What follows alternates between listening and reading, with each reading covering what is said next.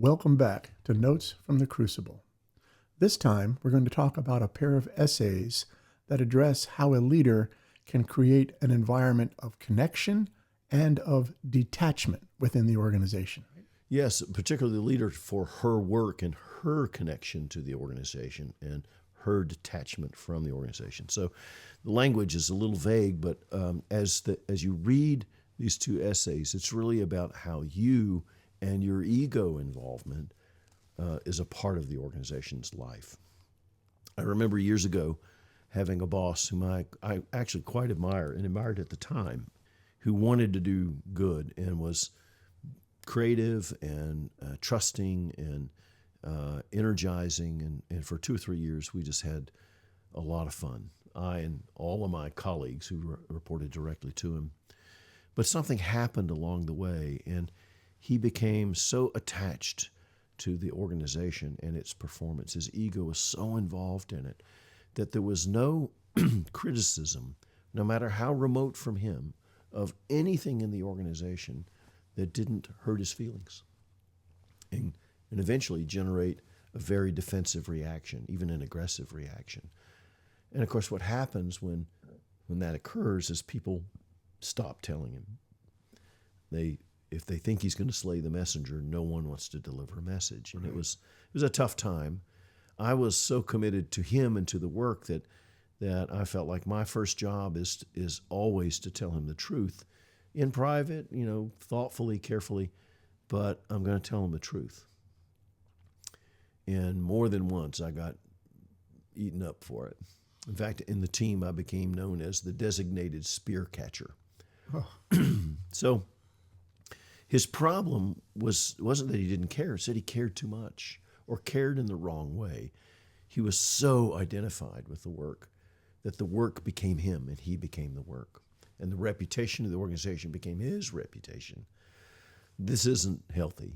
And it's important for your own mental health and for good decision making and for a long haul of leadership. If you're going to be there for any length of time, to step back a little bit and cultivate a kind of detachment.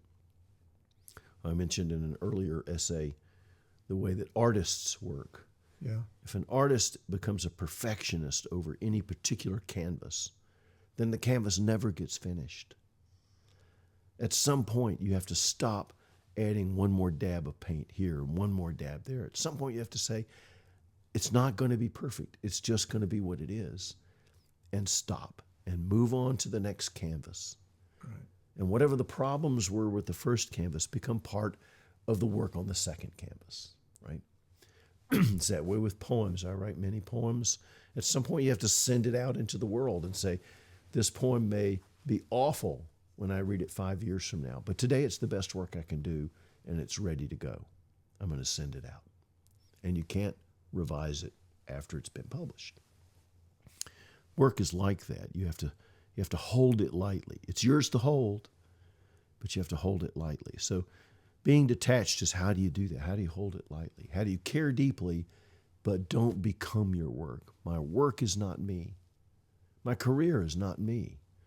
I'm a whole human being, and I'm blessed by God to have this work to do, and I'm going to do it the best I can do it. But if it fails, I am not a failure. If it succeeds, I am not a hero. I'm just doing good work. So that's what the first essay is about. The second essay is about connecting. That is to say, many of our leaders today breeze through our organizations quickly, like climbing a ladder, and each of our organizations is just one more rung for them. Mm-hmm. They rush in, they rush out, they're looking for a promotion in 9 months. Some of our organizations actively encourage that. It's deeply demoralizing over the long term. I believe that human beings were made to flourish in communities of work, and communities take a little time, and the communities take a lot of attachment, a lot of commitment. So joining a community of work as opposed to manipulating software or running a process or something like that is a different deal. And leaders are leaders of communities. So there are processes that you need to pay attention to in your life around how you commit and connect to the work. One of the favorite words that Robert Greenleaf used to use about leaders that were truly transformational was the word entheos. It's a Greek word that roughly means sustaining spirit. It's about a leader's heartfelt commitment to the mission and vision and values of the organization and to the people in it. When we think of the people in our organizations as resources, as tools, as interchangeable parts in a machine, when our anthropology is that impoverished, then we're not connected to the work. We're just manipulating a machine. The really transformational leaders are they're producing, like a gardener, they're producing a crop, but they're also cultivating soil for generations. There's a longer thing happening here. So the connectedness essay is really about that work. How do you engage? How are you all in for the work? What are you willing to suffer for? How are you willing to be in it with everybody else? Or is it just, well, here are the numbers, I'm moving on. Yeah. So what are some questions that people can ask to try to dig a little deeper into this topic? Yes. So a question I often had to ask myself at work was, why did that hurt me? Why did that make me defensive? So very often criticism, which ought to be helpful to us, is only hurtful. And leaders are going to get it. I mean, it goes with the territory. Can you cultivate an attitude towards criticism that enables you to listen to it well and receive it without personalizing it? And then analytically say, what did I learn from that? What could I do better later? How am I going to deal with this in the organization and so on, constructively going forward? And never, ever slay the messenger. More than once I would be on stage in my roles and some faculty member or staff member would maybe show off a little bit for their colleagues by saying something marginally offensive, something foolish even to me in town halls, for example. And I knew then, this is when they find out whether I'm a gentleman or not.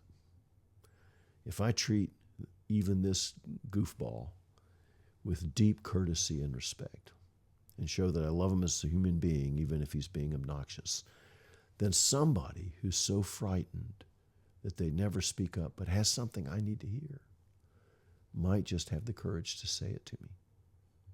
So there are practices like that you cultivate and questions you ask yourself. So while you're reading it and discussing it in your groups, ask about times when you felt hurt by criticism and what was hurtful about it and how you might have postured yourself differently to receive it. Ask yourself when you felt like someone ran out on you or was using you or your organization rather than connected to it as a community. Ask questions about how people belong and how you connect. And most importantly, ask, what is it I'm willing to sacrifice here? Deep connections are all about sacrifice.